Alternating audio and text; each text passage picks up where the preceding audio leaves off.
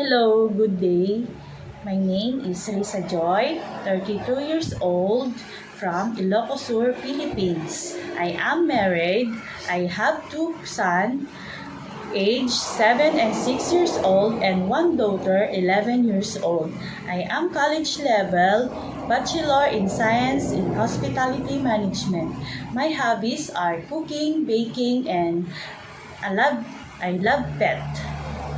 And I have working experience in Ilocos Sur, Philippines, a boy 5 years old. And I'm the one to taking care of the child to go to school every day. I tutor, I wash dishes, laundry, cleaning, ironing, and also I go to market.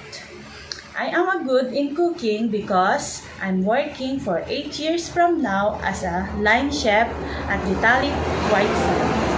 I want to work in Hong Kong because I want to earn and save money for my family.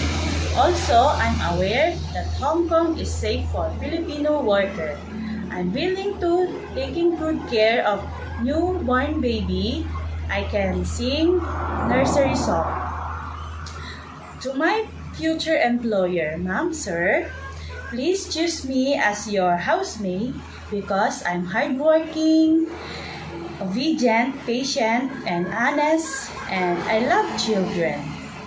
And I promise to be a good housemate. I promise to prioritize my job and finish my 2 years contract or more. Thank you, Ma'am and Sir. I am looking forward to work with you as soon as possible.